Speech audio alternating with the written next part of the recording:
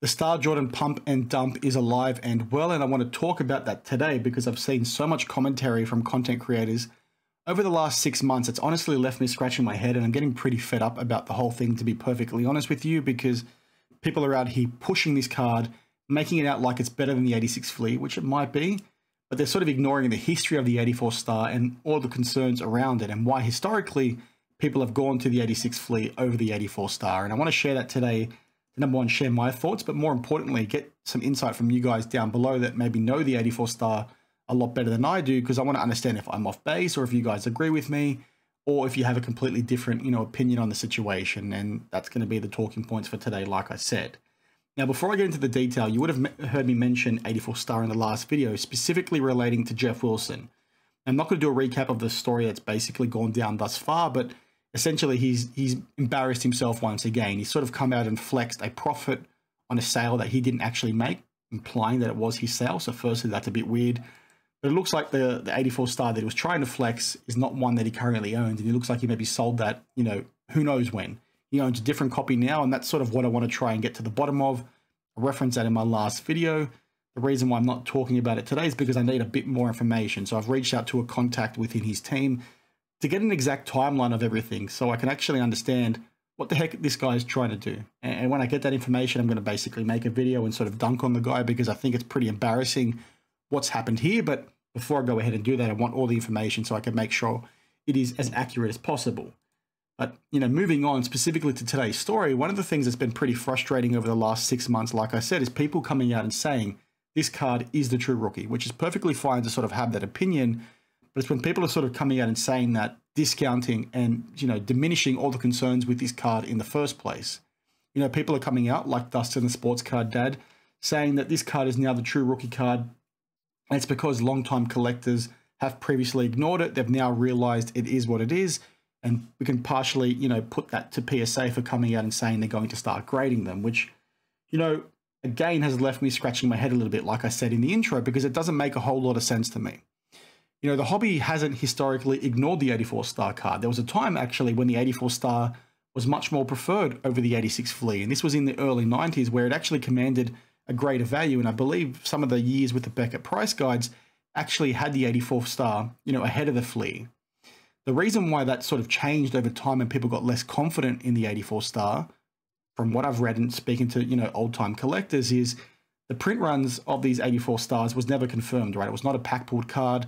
The print quality of it was pretty poor. The paper stock was pretty poor, which meant that people could easily replicate reprints and make things at home and sort of print things to oblivion. So the fact that you sort of had no pack-pulled print runs to go off, and the fact it was so easily reprinted, caused a lot of concerns for collectors out there to sort of place trust in it. So over time, you sort of had the 86 Flea become the preferred card. Number one, it's pack pulled, even though it's a third-year card. The hobby has weird rules when it comes to stuff like this, but primarily for the 84 Star was the fact it was so easily faked. And that's sort of been lost on people in recent months, because they're getting so caught up in the fact that this thing is now selling for a lot more value. And there's been a few really good articles by Collect that sort of summarizes my thought process on this. They've talked about the fact that, this card has been properly rated in the past. Like I just said, Beckett previously rated it higher. People chased it. You've had this card be around since 1984. It's been 40 years. People that want to own this card historically could have got this card if they wanted to. So the sort of money that's coming in now seems to be very much institutional. And that's what, the Collect article over here talks to. I think Adam Gray and also Patrick Ryan were quoted in it. They were talking about the fact that whilst it does appear to be some new demand, specifically given the fact PSA are now grading them, it seems to be institutional money, maybe people parking their money into these cards because they want to try and sell them long term. And they've talked about, the concerns around print runs, etc. as well. And I just think that's one thing that's really important for us to be keeping front of mind when it comes to this conversation, that, this is nothing new. This card's been around for a long time. This is not just people waking up, right? People historically treated this like they should have. There's so many concerns around how many of these things were actually printed, which ones are genuine.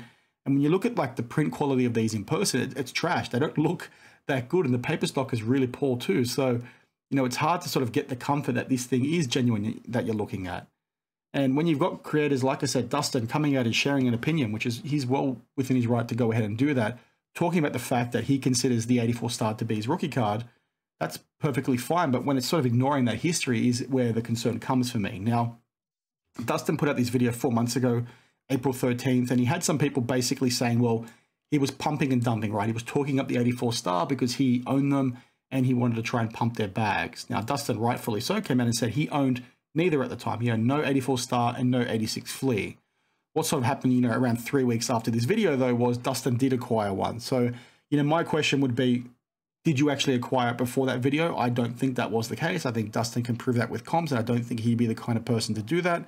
But it's just one of those ones that is interesting to keep front of mind, where you've clearly got somebody that owns one of these cards now talking it up in recent videos, and he's talked it up in a post that I'll show you in a second, where they've obviously got a vested interest, and that's okay. People can talk about the cards they own, but it's just one of those ones that we need to be keeping front of mind. Now, the post that I just referred to, it's going to be pretty small. I don't know why my Instagram is doing this, but Sports Card Nonsense basically came out and talked about, whether or not the Star Jordan crash is coming. Is it going to crash soon? And Dustin gave an interesting comment here, in my opinion, that I replied to, and I'm going to show you in a sec. He comes out and says, LOL, let's at least celebrate the fact that we are seeing a rapid rise on a card scarce enough and important enough to be worthy of it, compared to the usual Zion, Wemby, whoever with a billion cards being made. But yeah, I'm sure the prices for the 101 will chill out / plateau, etc. Now, I agree with this statement here. It's really good to sort of see it happen with a card that's a bit more scarce, rather than all this modern crap that you're seeing every influencer scumbag and their dog talk about. Like, obviously, these cards are printed to the moon, like Dustin said. But there's some other things here that I think are pretty interesting. So I jokingly told him to, keep that pump going because he owns one.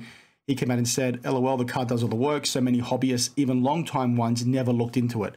Now, this is the part that I think is pretty ignorant, that goes against the things that I just said, right? I go on to say here, that's a revisionist history. Historical price guides and documentation say otherwise. Like I said, the price guides from the early 90s say that, collectors historically looked into this. They actually valued it over the 86 flea. The reason why people moved away from it was because of these reprints, because of the Home Shopping Network scandal that you guys can Google that I won't talk to today, because of the things that people could easily print these at home, because we didn't know about print runs, because the paper quality was poor, right? People looked into it. They just ignored it after a period of time because of all those concerns. Dustin then replies basically saying it's an incredibly vague statement, which is true. It's just, comments on Instagram. So obviously he's not going to see exactly what I mean. If by historical price guide you mean Beckett, check the first and second issues from 1990. This card has always been respected. This would make for an incredible documentary. Now, this is where I think it's pretty funny, because this, in my opinion, completely contradicts what he just said over here. Long-time ones never looked into it. Then he goes on to say it's incredibly respected. Very, very confusing, but I think my point stands, right? And you guys maybe understand where I'm coming from, and I think maybe Dustin does too. And I essentially said the same thing in my follow-up comment, where I sort of said it being respected was entirely my point. It was never overlooked by the hobby. It was more expensive than the flea. The pullback happened following concerns of fake reprints. Basically what I just told you guys. Dustin then finally replied, and he says, but again, there is so much more to the story. I don't think there is, really. I think people sort of avoided this card and they had 40 years to make up their mind about it. And then he goes on to say, and yeah, Nat and PSA choosing to grade them again was a big catalyst for the current price movement, which I completely agree with. I think that gave people more validity behind the card and wanting to own it, which is absurd, right? We've talked about grading sheep and all that kind of thing. But there's been a pretty big lag between when PSA opened the floodgates, I think it was 18 months ago, 2 years ago, to today, when we're seeing reported private sales from Collect and Darren Ravel talking about these things selling for $1 million, right? It's insane to me. And I think like the PSA component has something to do with it, like I just said, but primarily I think this is just people artificially trying to prop up the market with private sales. Like I just said, you've got over here $940,000 private sale reported by Collect. One of those ones where you've got institutional money coming in, people trying to create something, people that are trying to create money to hold, that are then trying to drive the market. And I think you've got people off the back of that getting FOMO that are now talking about this thing and not maybe giving the full picture. Now, I'm not trying to put words in Dustin's mouth or anything like that, because he has done quite a number of videos on this topic, so maybe he has raised those things in the past. I think the most important thing to remember when it comes to the 84 star is that you've had the hobby, change his mind on this thing. Like in the past, they preferred this thing over the 86 flea, but there were so many concerns that propped up that pushed people away. Now, obviously, people can change their mind about things, right? The hobby can change its stance once it becomes more educated, but you've essentially had 40 years for this thing to happen. And why in the last year has it changed all of a sudden? That's what you sort of need to ask yourselves. And I'm just worried that people are sort of going to see this sort of stuff, not see the full information, not understand the bigger picture, put all their money into this thing, and then realize that, hang on a minute, this stuff maybe is not going to be worth much moving forward. Now, do I think these cards should retain value? Sure. Like obviously they're going to be an expensive card because of how few are actually out there, but It's one of those ones where it's going to be really tricky to place trust in it. And like I said, there's many old heads out there that have explained to me this story behind all these reprints, and there's many blowout threads that talk about this in detail about how to spot fakes. I think even the Star Cards website actually talks about how to spot fakes with the 84 Jordan. So there's so much information out there that you can sort of leverage, but people are sort of ignorant to the fact of these concerns, and it makes me worried. Now, I'm keen to hear your thoughts down in the comments below. Let me know if you think I'm right or wrong, and what your thoughts are on the 84 Star just in general, because I think it's one of those ones that is pretty cool. Would I like to own one? Sure, I'd like to own many things, but it's just odd right now how you've got so much push happening when it comes to this. Now, I briefly mentioned the Collect article. I think you guys really should check it out because it is interesting. It's probably the best way to talk about it because you've got a few comments from a few different people. I think the insight, from, Adam Gray and Patrick Ryan is also really interesting. You can sort of see a quote here. Let's be serious. This card's been around for 40 years. Nothing about this story is new. There's been no great new discovery around it. People knew about the print runs and other stuff. So you know what I think? What I think we've seen is now the emergence of the PSA grading of it again. I think have sort of helped it. You sort of see Adam Gray and Patrick Ryan talk about the fact that you've got a lot of, modern collectors trying to park money. You've got people that have lost money over the last couple of years that are trying to find safe places to put it. You've got Adam Gray talking about, people basically copying each other in terms of FOMO, and sort of institutional money as well. Like Adam Gray basically says that he feels there is certainly an institutional buyer in the market, which gives him pause as to the viability and sustainability of these prices, which I, completely agree with. So, take everyone's opinion with a grain of salt, take my opinion with a grain of salt, basically do your own research. But just one of those ones that I think is pretty interesting, and one that we need to be keeping front of mind when it comes to talking about this card and actually understanding its scarcity. Anyway, I'm rambling. Let me know your thoughts down below, and I'll see you guys in the next one. Cheers.